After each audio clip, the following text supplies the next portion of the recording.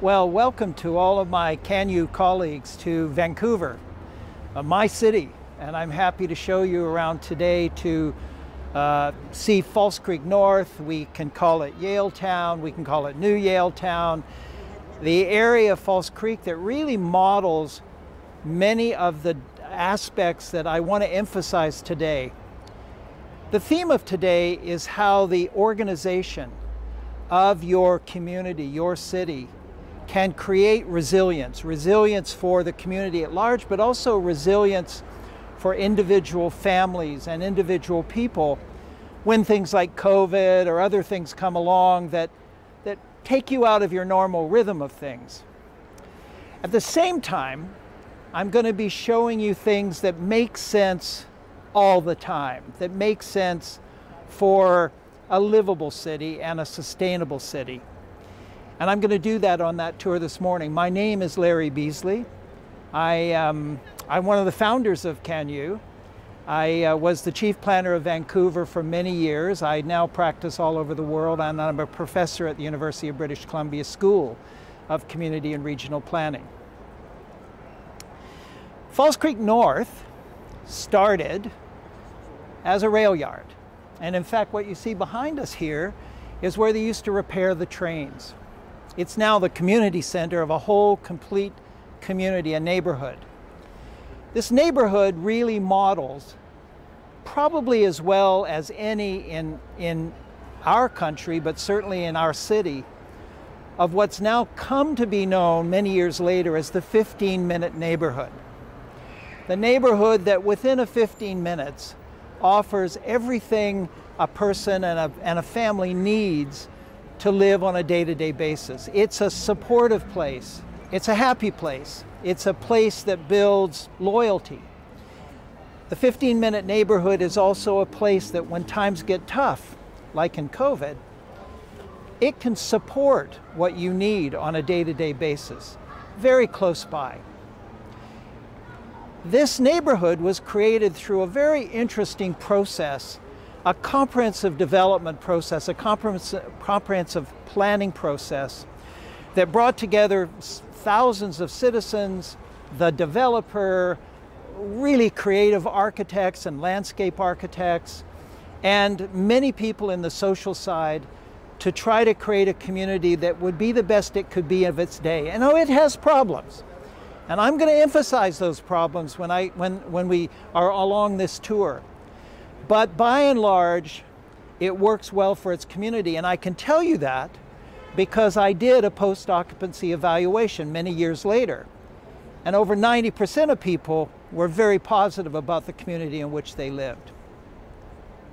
Let's talk a minute about a 15-minute neighborhood. This should be a neighborhood, of course, that has housing and workplaces. It should have diversity in those. I'll come back to that, show you some examples. But it's also a place that should deliver your basic day-to-day commercial needs, your retail needs. And if you look around here, you'll see that this area has a food store. Around the corner, there's a drugstore. Just close by, there's a liquor store. There's all the basics you need, plus what we call third places. Many of you will know this. Third places, which are those places in a community where people gather, where they meet one another, where they make their dates, where they make things happen for one another. And those are all here too, cafes and bars and pubs and other things as well. So that's the first aspect. The second aspect is that it has to have the community facilities that people need on a day-to-day basis. So as we walk, you're going to see a school, you're going to see the community center here, you're going to see a second community center, you're going to see childcare, you're going to see those basics that people need in order to support them and their families. And it all needs to come together in an integrated way with the existing city. So it's not like you develop an island of something that works. You develop a community that contributes to its city, the city that's already there. And so near us, and you're going to see this later on the tour, you'll see a very beautiful historic area called Yale Town. And you'll see how the buildings have really replicated some of that character as the new development has come on as well. So, and you'll see an extension of the streets.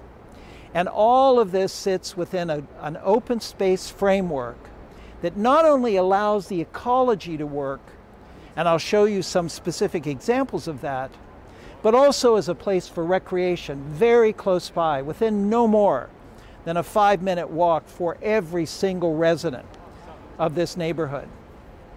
That's the concept of the 15-minute neighborhood. It's well delivered here, primarily because we were able to design it comprehensively, and it includes all the bells and whistles because that's what people told us as we talked to those many, many citizens. The final thing I want to say about it before we start to walk is that it is very deliberately designed. This is not an accidental neighborhood. This is not a policy frame neighborhood.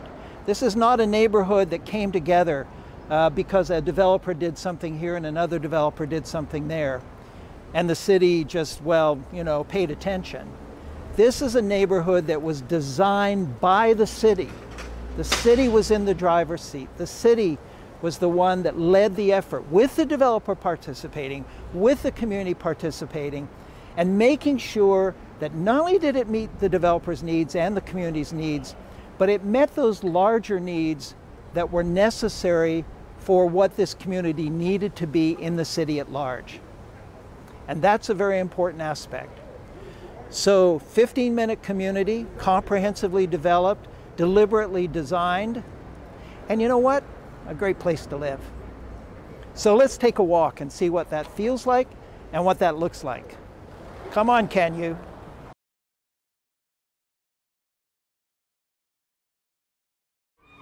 The community center is very interesting because when they maintained the trains, a train would go to each of these doors. This is now an arts community center. It's one of the things that really is an enjoyment of this community. Come on. This area, by the way, that we're walking through right now, on this side, is actually social housing. That's housing for low-income people. The idea in this community is to provide a mix of housing. And here are some examples as we walk along.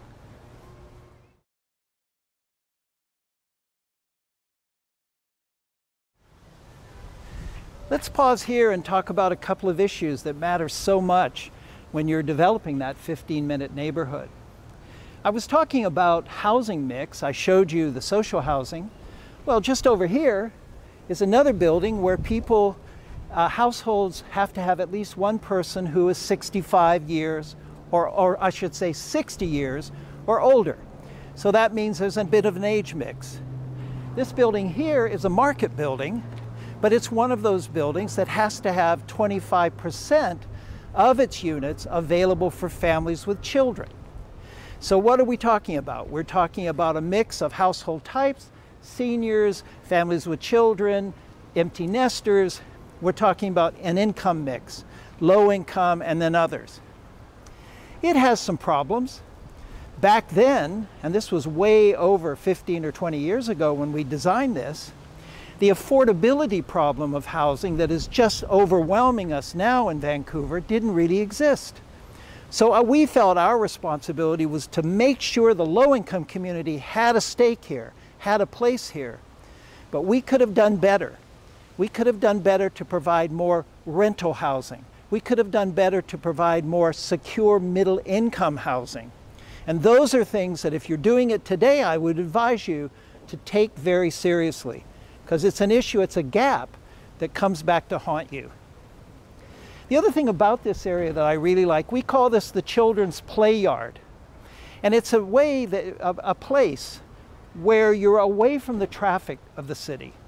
You're away from the cars, by and large, but it has what you need on a day-to-day basis if you're a young person, if you're 8 years old or 10 years old. For example, the community center I've already talked about, it has all kinds of fun things for children. There's a child care over here we'll see in a moment. There's a school over here.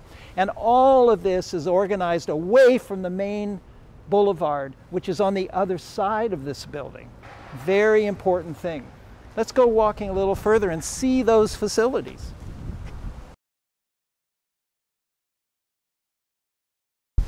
as we walk, I want you to notice that there are children all over. This is an inner city neighborhood. It is one of the highest density neighborhoods in our entire country. Not the densest, but one of the highest densities. And there are children everywhere.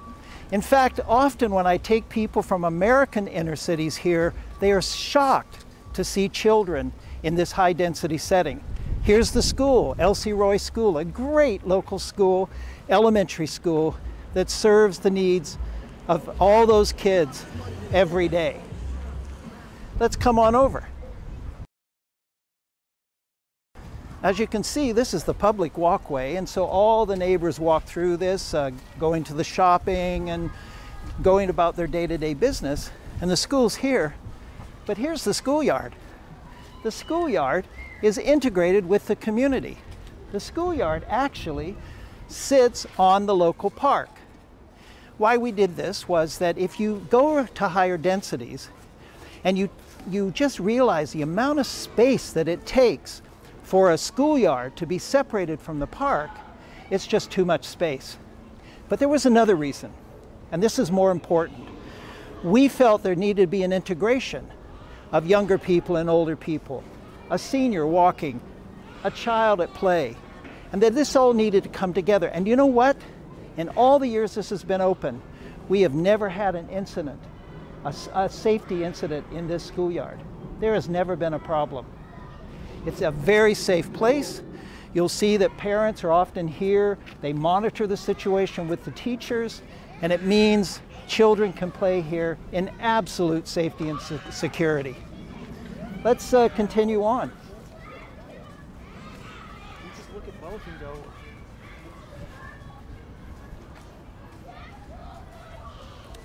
By the way, here's the childcare. This is for the little ones that aren't ready to go to school yet. So along with the elementary school, there's the childcare, and both of them have access to the play area, which is right here.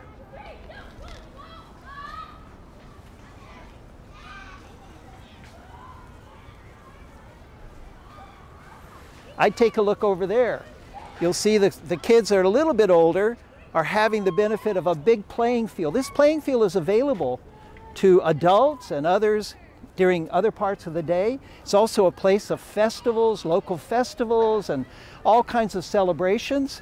But on a day-to-day basis, it's available to those kids. They have the best possible schoolyard you could ever think about.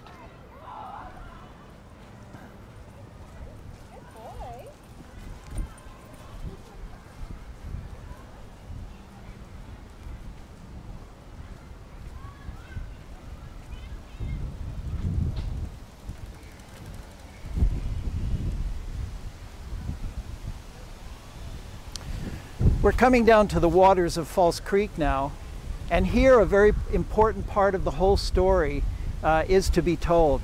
We're going to walk along the water for a few moments, and you'll see we'll be walking by within a walkway and bikeway system. This walkway and bikeway system goes all around the inner city for about 15 kilometers, offering a great recreational opportunity. But more importantly, it pulls all the different neighborhoods of our city together to make a bigger place and a more important place. Let's come on over and see that.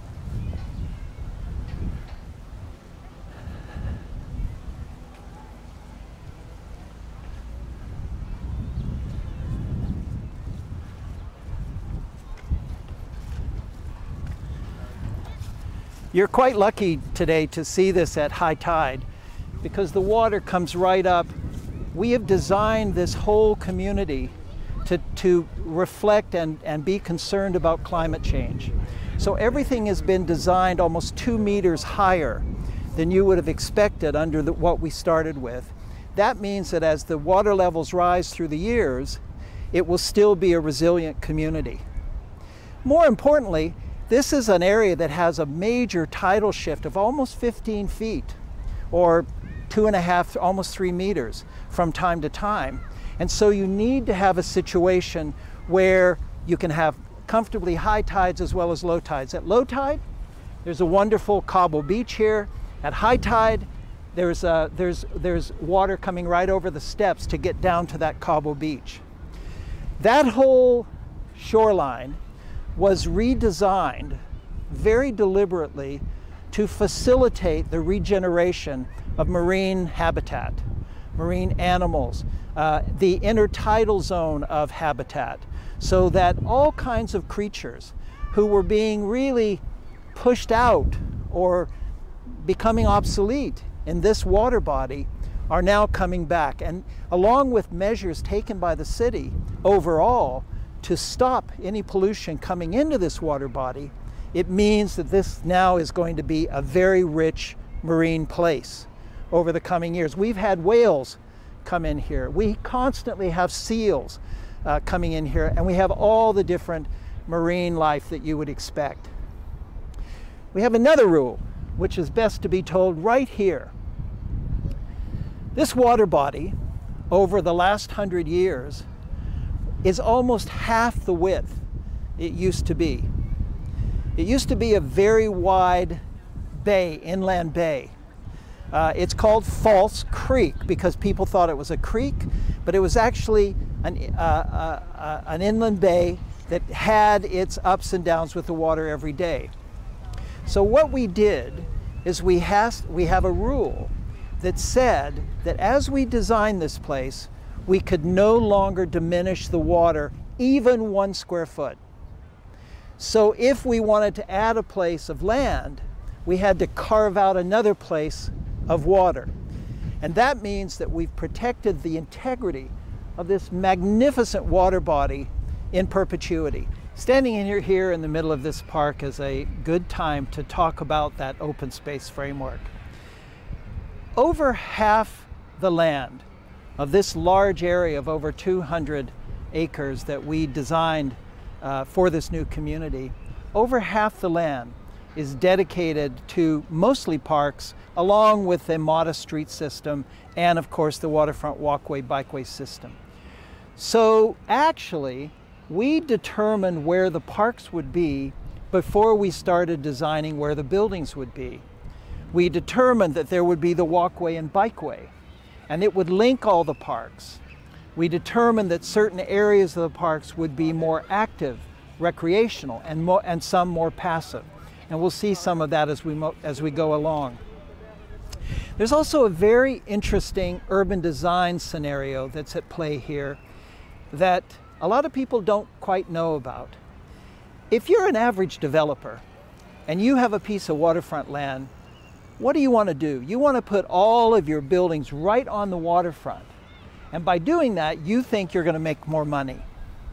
Well, working with this developer and realizing and responding to the fact that the citizens were saying they want the parks to be on the waterfront, we asked ourselves, how could we create something similar to the waterfront that would be as valuable? And so what we did is that we put high density all around this park. And so now, instead of just the shoreline being waterfront property, waterfront housing, it has almost 3 times the amount of frontage that is waterfront housing. What does that mean for the community? Well, it means we have the parks where people want them. What does that mean for the developer? Well, it means the developer actually made more money because waterfront sells, and it sells well. If we move along a bit, you've been noticing cyclists, runners, people walking. If we stay a few more minutes, there'll be a wheelchair or two that will come by, and you've seen people pausing. One of the beauties of a 15-minute neighborhood is that what we call active mobility, primarily walking and cycling, but nowadays we know it means an awfully lot of other ways to roll around. But active mobility is the way that we both get people out of cars, but also allow a lot of growth to happen without terrible, terrible traffic emerging. You have to put with it rapid transit, good bus transit, and this area has both. We'll show you a transit station in a few minutes. But walking and cycling is really where the action's at. And not only that, we know from research that's happening all over the world that that also makes for a healthier community. It helps to address the obesity issue that is hitting us all over our country. If you can take 50 or 60 or 70% of your daily trips by walking or cycling, rather than sitting in a car or even sitting in a transit vehicle, you're going to be a much healthier person. So that's another dimension of resilience, because this kind of community, actually, you don't walk and cycle because it's a good thing for the world. You walk and cycle because, frankly, it's much more efficient, it's much less costly, and it's much more enjoyable.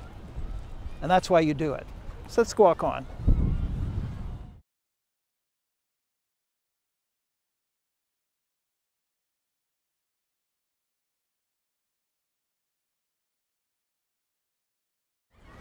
If you live in a high-density community, if you live in the core of a city, if you live on the west coast of North America, there's one worry that you have, and it's a very significant one, and that's the problem of potential earthquakes.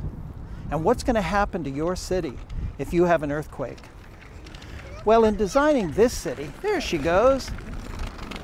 In designing this city and in designing this area, we put in a new feature which has been very, very positively received by our community. We put in what's called a saltwater pumping station. That's it right there. And if there is an earthquake and the normal water system of our city falls apart and we need to fight fires, it takes water directly from False Creek and it takes it into a very heavy system that goes throughout the whole downtown. And go ahead. Thank you. Sorry. And it allows us to fight fires. Now, you might say, what does that mean for me as an individual resident? Well, not only will you be safer if there's an earthquake, but your earthquake insurance, which people are paying a lot for all over the west coast of North America, is way lower when you have this kind of system in place.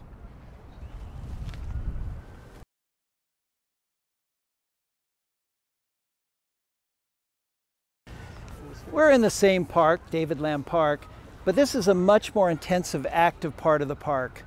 This is where children's play happens. This is where, come on through. I'm sorry, we're causing a problem. This is where tennis happens and basketball happens. So the active sports also have to be included. If you don't have that, then all these people have to go somewhere else in the city for those kind of active sports. So they're included here.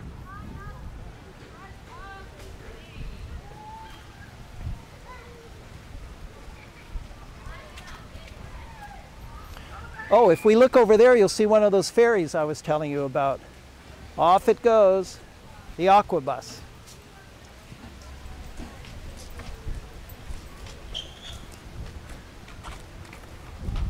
Is the audio on? Yes, it is. Hey! We may have to blur that face out. No, I want it in. Okay, sure, why not, Larry? Got the aqua bus. Good.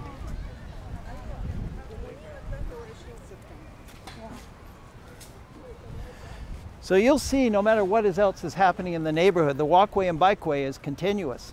It takes on the character of what it's around.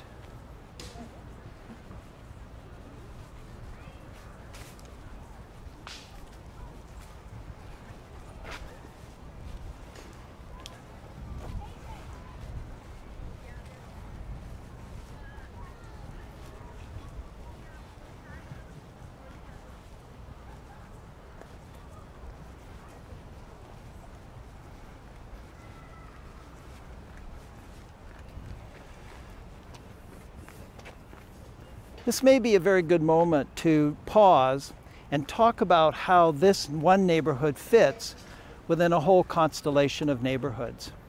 I'll tell you a little of the history as well. All around this creek, for probably close to 3/4 of a century, was industrial. Yes, first and foremost, there were indigenous villages, very important indigenous villages. But I'm sorry to say, the colonial movement wiped those out. And what happened instead is that it was all industrial. And it was a very polluted creek. Well, back way in the 70s and 80s, that area over there to the west was redeveloped as a new community, a kind of model community of its day. It was a community that de-emphasized cars. It had many features, a mix of household types and other things that were absolutely revolutionary at that time. And with that came a great park system as well. Then this community came along. This is on the downtown side. So we wanted this community, and the community wanted this community to be more intensive. And they were telling us that they wanted us to get up with these buildings so they could look and see the magnificent views that we have in Vancouver. One of the things that separates Vancouver from many other places is that we sit in the most beautiful natural setting, and people want to get to those views. And so we have a denser area here. Interestingly enough, people also said if they were over there, even though this was going to be a lot of towers, they wanted to still see the mountains to the north. And so we developed a whole system of view corridors that protects those key views for anyone who's on that side of the creek. And so it means that no matter how much density and tall buildings we've added, you never lose a sense of the context. You never lose a sense of the mountains. You never lose a sense of this beautiful natural setting that we not only are in, but can access so easily. Now we made sure you could access it with your eyes as well.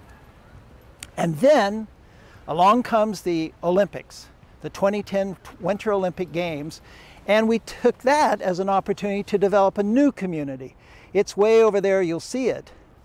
In that community, we said no high rises, at most mid rises, because it sits in an area of lower buildings. And we said it has to be a world model of sustainable community building. And it is one of the only communities in North America, one of only 2 or 3, that meets the world standard for a LEED Platinum community. And that's a very, very big addition for our city and for our country. Let's keep moving.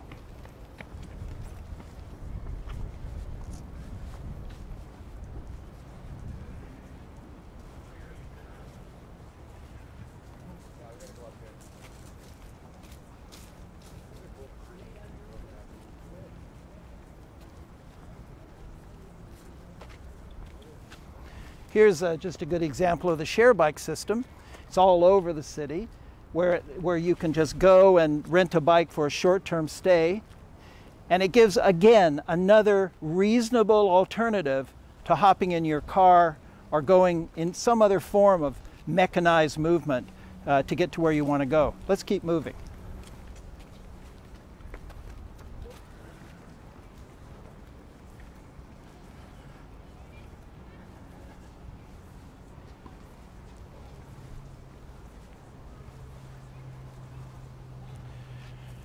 We're going to walk now through one of the other sub-neighborhoods. The overall neighborhood is divided into several smaller sub-neighborhoods only because the open space system creates that framework. So now we're going to walk out of the park and we're going to walk through another area of the neighborhood, and we'll enter very quickly another park. Let's do that.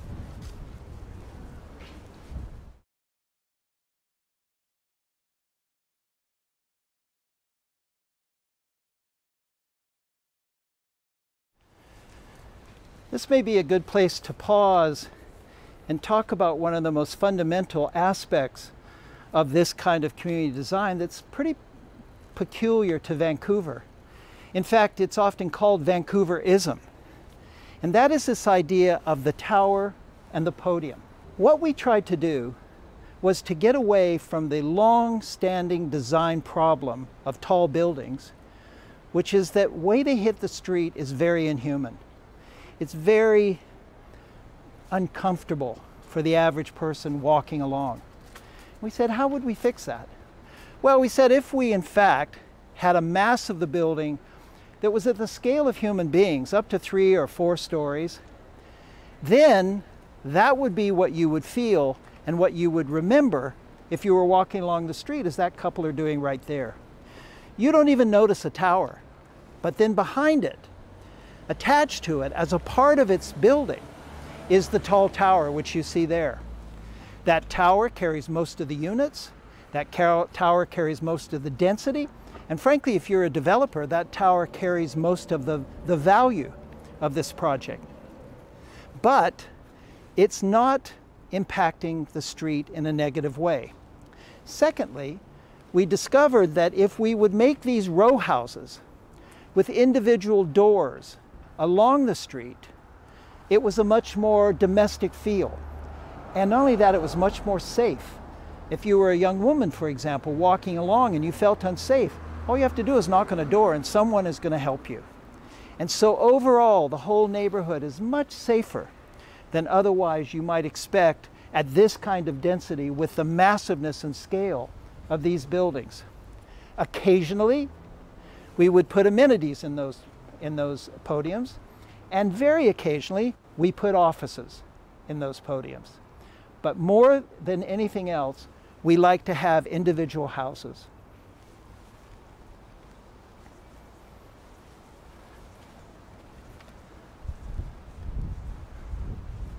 Now you might ask yourself, what's that site there? That's an undeveloped site. Very unusual in this neighborhood to see an undeveloped site. The fact is that that's a social housing site, and it's now getting its funding, and it'll be happening quite soon. Sorry. That is both a good thing and a bad thing. It's a good thing that no matter what else has happened, those social housing sites have been protected. It's a bad thing. It's because it's taken way too long to get that funding. What we were searching for throughout our social housing strategy was, in the end, we want 20% of all the housing to be for low-income people. Because of the way funding works with government and other things, we're getting it, but it's taking longer than we all hoped. Where we have built the social housing, we built about 15% now, is that that housing is absolutely compatible with even the wealthiest housing nearby. There's no issues of mixing people. In fact, it seems to be mostly a positive thing. Let's come on.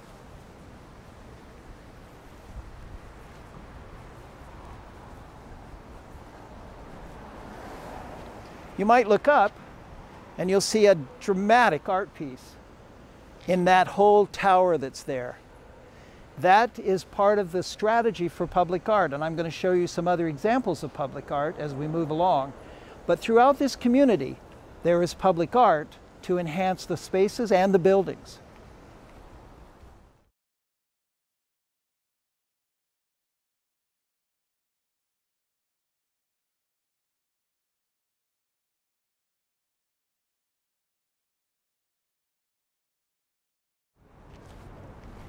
We've now come to another of those great parks that is within the open space network that I've been describing. This is George Wainborn Park. Again, it's on the water. Again, the walkway bikeway system goes around it. Again, it has accommodations for children, passive, adults. This park is also very special because it's a designated dog park. We found many consumers that said to us, we have dogs. We want our dogs in the city. We don't want to give our dogs up if we move into the city. And so we made sure to accommodate that because other people said, dogs are a problem. Dogs create difficulties. And so we had to find a new solution. And a dog park is a very nice way to do that. This park is also very interesting because it gives me an opportunity to talk about something very exciting that is only now starting to come together after many years. And it's right here. It's been dubbed Vancouver House, and it's a wonderful development designed by Björg Ingels. I know that most of the CanU people that are on this tour really are interested in that building. What's so good about the building is not only is it an architectural difference from many of the other buildings around it, a real artistic flair, but also it melds very well all around what's called the Granville Bridgehead with all the shopping that's needed by this neighborhood. There's a university going in there. There's an office building that's a part of it. All of that melding together to give another complete neighborhood area. So we're going to move along. This is a wonderful fountain that unfortunately, because of COVID, is not working these days, but it's a fountain that is loved by dogs and young children on an ongoing basis.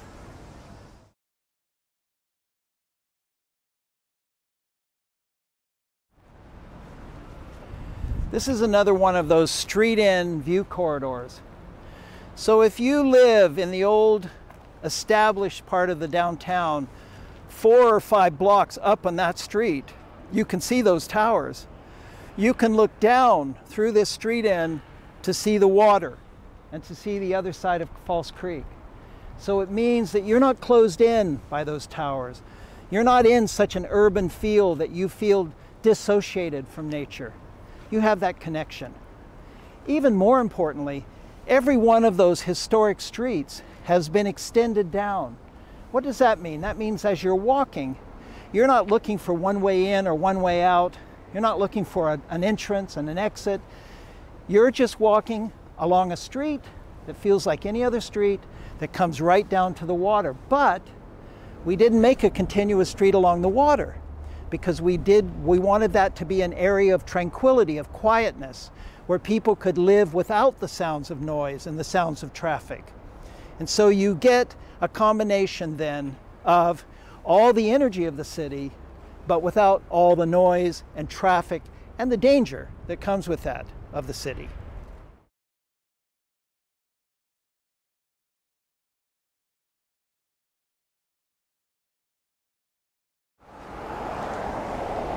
This is a very important place in the city, in this neighborhood, because this is where you move from the comprehensively developed area to the more incrementally developing area on the other side. This area over here has been dubbed Downtown South, and there we took the existing street system and we infilled it with new buildings that were compatible with the buildings that were in this area.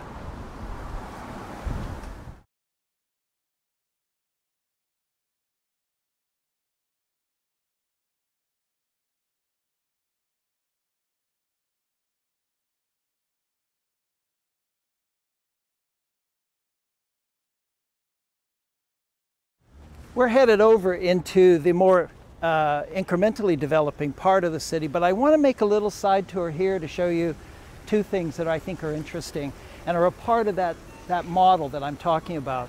One is here, instead of having townhouses, you see a gym, you see a recreation facility. It's attached to this building, but it's accessed by people who live in 5 or 6 of these buildings. They're all members. When they buy their unit, they're members of this gym and they can come and enjoy it. And it's a state-of-the-art gym.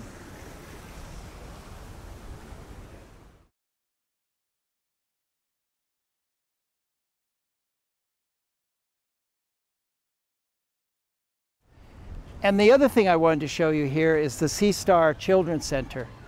I'm very proud of this because it's another one of those wonderful child care centers that has all that's needed, and it's integrated right into the community.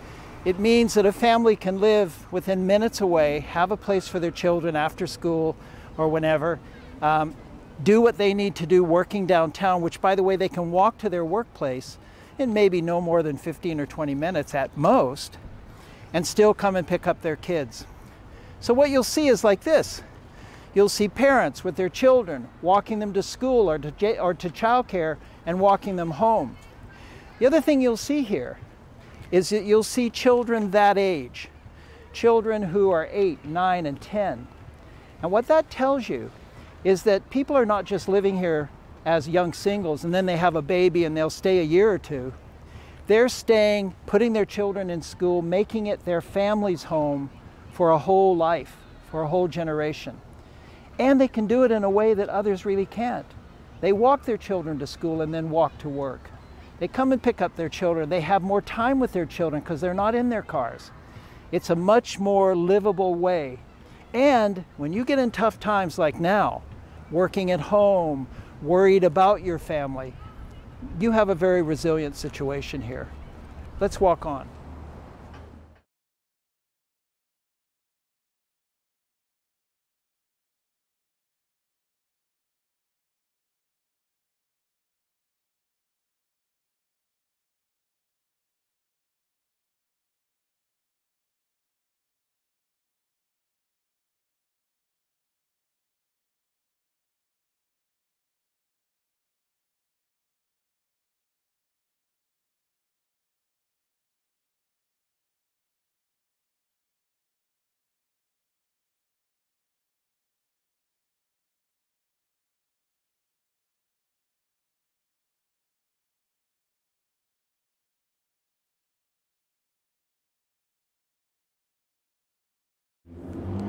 Now we're moving away from the comprehensively developed area and much more into the incrementally developed area.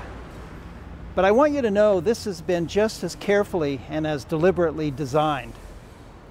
What happened here is that this was an old kind of industrial area, very high vacancy rates, most things obsolete, not a lot of things of value on this side of the street. On that side of the street were wonderful historic buildings, old industrial buildings, other kinds of buildings that we just wanted to make sure we didn't lose as we redeveloped this part of the city. We wanted to make sure that the overall development pressure didn't wipe those buildings out. So we had a strategy about that. And our strategy was that if you tore down one of these buildings, you only were allowed to develop about half the scale of a new building. And so, of course, everyone made sure that they reused the historic buildings. These buildings, which were once warehouses, are now offices. A lot of high-tech offices here, for example. They're shops, they're restaurants, and they're housing. It's an area that's loved by the new economy. It has personality and character. It has all kinds of workspaces, and it has immediately available everything you'd need, cafes, shops, and other things to go with it. But it's all within that very historic character, and you'll notice most buildings are no more than 3 to 4 stories high. On this side, we had those buildings, and often very tumbled down, run down buildings. Nothing really that you could save very easily. And so, of course, this area got redeveloped. But we wanted to make sure that it had its own personality. So, for example, along the sidewalk, there's not one row of trees, there's 2 rows of trees. There's one close to the street, and there's one on the other side of the sidewalk. And look what it does very beautifully. It gives an arch over the sidewalk, and it makes the sidewalk feel very comfortable. Not only that, it screens your view of some of these very tall buildings. So you don't even feel you're near a tall building. You feel that you're walking through a very pleasant green environment. What do you feel mostly here? You feel green. You feel cool on a warm day. You feel shade. You feel hospitable. And even if you look down to the ground, you'll see a bit of public art going on. We tried to do a kind of a metaphorical thing to say this was once a forest, and we can remember that even as we redevelop and use concrete. Let's move on.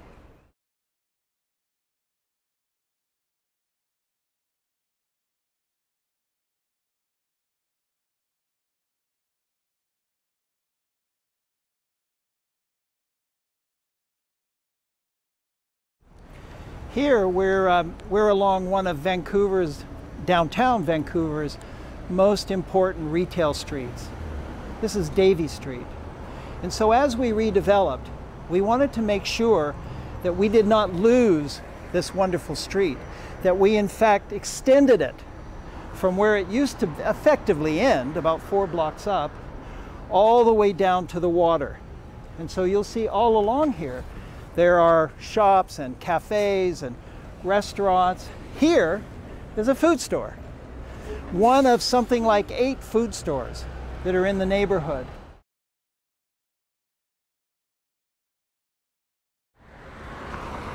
Again, have a look at the lovely activity along the sidewalk here. These buildings are set back a bit so that there can be exterior space with every cafe and every shop. That allows there to be much more energy than along the street.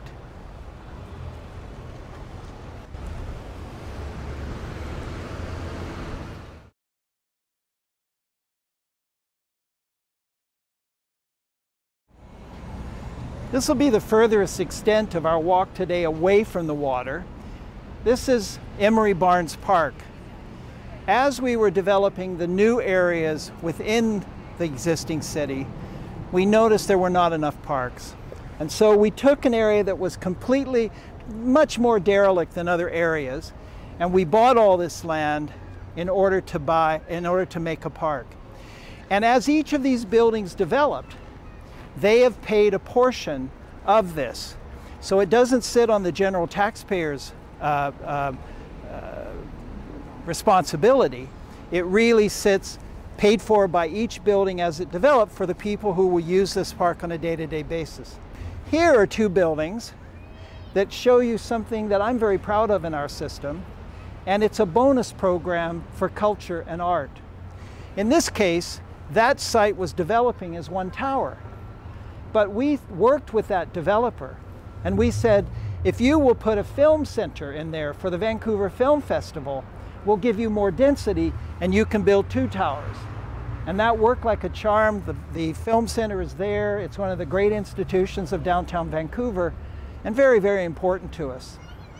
If you look back over in this direction, you'll start to see again that tower podium scenario that's so important, with the row houses at the bottom, but with a little corner store at the end, and then the tower rising above that.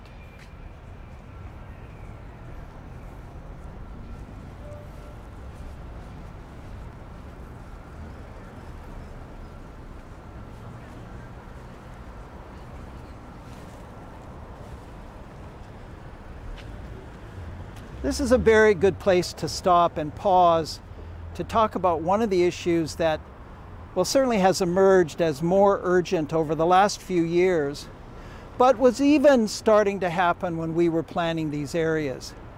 And that's the issue of homelessness and street people who are left without what they need to live as human beings, to live comfortably in their community. This area had street people when we began, and I'm happy to say I don't like the fact there are any street people, but it still accommodates those people. They have not been pushed out. Just a block over, there is a community center which is dedicated to the special needs of people who are homeless or near homeless, people who might need supports in terms of a place to stay, to clean up, to get some other kinds of social services. And that community center is targeted specifically as, in part to deliver the services for sure, but in part to message that this is your community as well as anyone else's community, and our aim is not to push you out. Now, that doesn't justify the fact that we have less and less affordable housing. That is another huge issue. And it's an issue that, as the planner of the day, I wish I could have foreseen. I wish I could have done more about that, because more and more people are either being priced out, going to other parts of the communities, or now during COVID, when jobs that people have been laid off and everything, we see more and more people that are actually on the street, that have nowhere to go. I now believe that we need, yes, a component of low-income housing. Low-income people cannot compete in almost any housing market in North America. Yes, there will be the component of high-income market housing. People from all over the world come to this city and they bring their wealth with them and they support buildings like you see all around you. But now also a component of secure middle-income housing. And we're going to have to do that in partnerships. We're going to have to do that with different kinds of investment by government. We're going to have to do that with different kinds of tenure.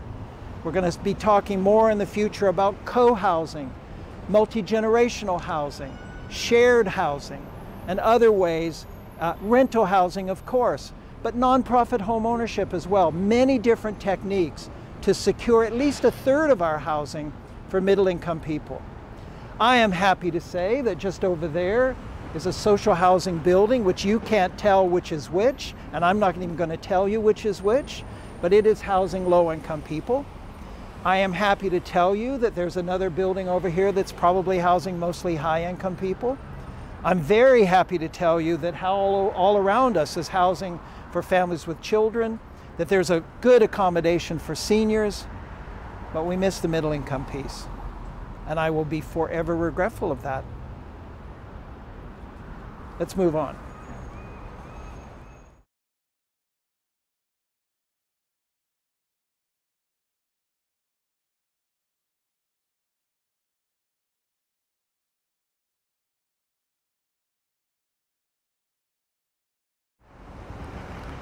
Another aspect of housing, even within the market, has to do with the size of housing and I would say the luxury of housing.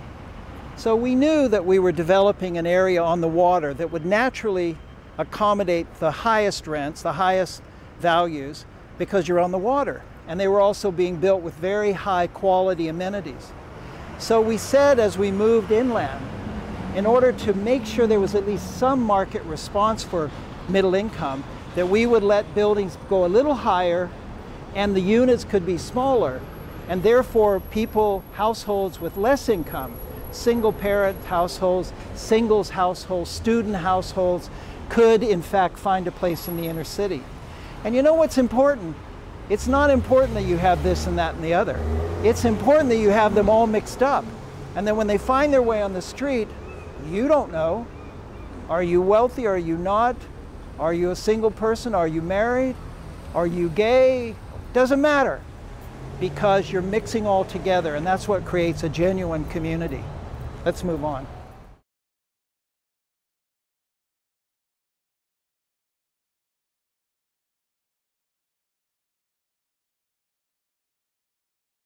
So we're now back in that historic part of the community. It's actually called Yale Town.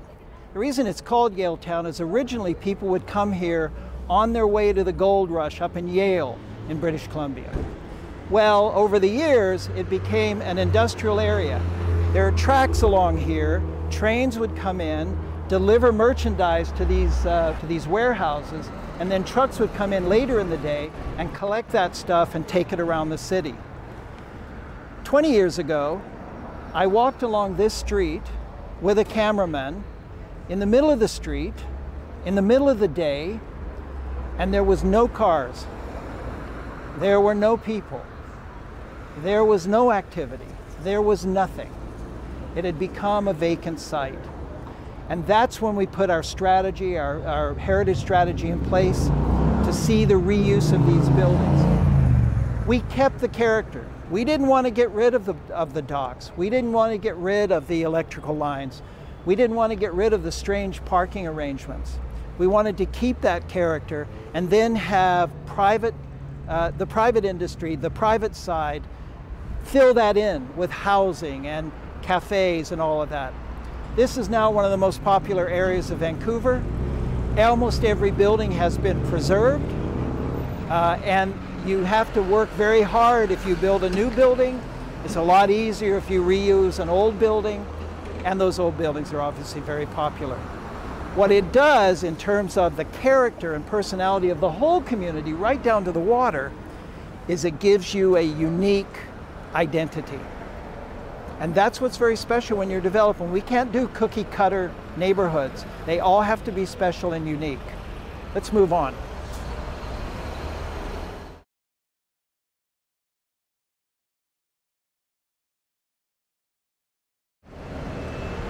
This is a nice moment in this story because this is the moment when you get to see the transit station. That's a rapid transit. It's going underground. It's serving the airport. It's serving the rest of the city. All these people living here, all 20 or 30, 40,000 of them, can make access to this and get where they need to get to in the longer trips. We've talked about the short trips, but the longer trips you can also do by transit. In this case, we also had a nice little park on that side, so that this area, not only did they get the transit, but they got a great little park to go with it. Let's go on.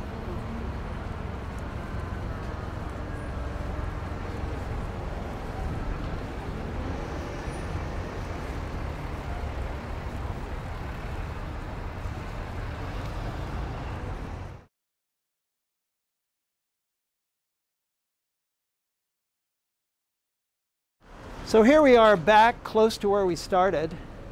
There's a few items here I just want to point out because they enhance the story. They tell the story about how urban design can change your attitude about a place. Here's that double row of trees we talked about. In this case, there's special paving on the sidewalks to bring color. There's the shops along the street. So here in the middle of this grand boulevard, you see that there's a central part of green with a double row of trees. In the future, this will have a streetcar. This will be an area where another level of transit will be added. And you know why? That's because neighborhoods are never fixed. Neighborhoods are always changing. We tried to put a framework in place that would be resilient and that would be useful over a very long period of time. We tried to put a format of development in place that would be responsive to community needs and individual consumer needs, but we always knew it would change. What I love about this community, I live in this community, what I love about this community is that the residents and the investors here are changing it all the time. They protect what they love, but they're not afraid to really deal with what needs to be changed. And that's really what a community is all about. Let's take a final walk back to where we started.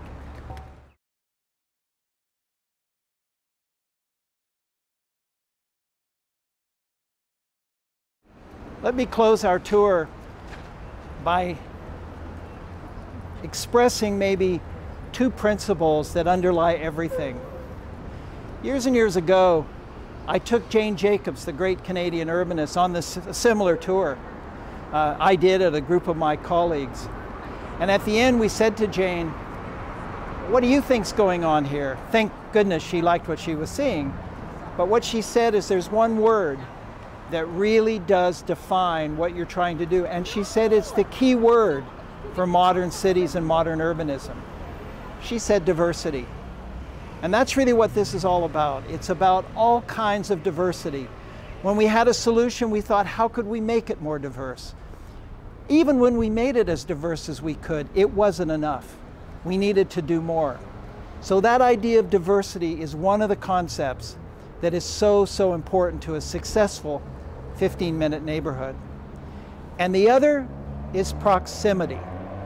In modern life, we now know the way that you get people to circulate and move around in a healthier way, in a lower impact way, in a carbon neutral way, is to just make everything close together. Home and work have to be close together. Home and recreation, home and school, home and commerce, home and retailing. They all have to be close together. So proximity, along with diversity, are the two things that can ensure that you have resilience. And that's a thing in time of crisis, but also ensure that you have livability and sustainability, and that's for all time. To all my CanU colleagues right across the country, coming to my beloved city, thank you for being with us today. Thank you for this tour. I'm very sad that I'm not seeing you all. I know most of you, but I am very happy that I've had a chance to unfold at least my vision of this city and what we've tried to do as we've transformed the city. I hope you enjoy our city. I hope you take some things back to your community, and I hope it was well worth your while. So thank you so much.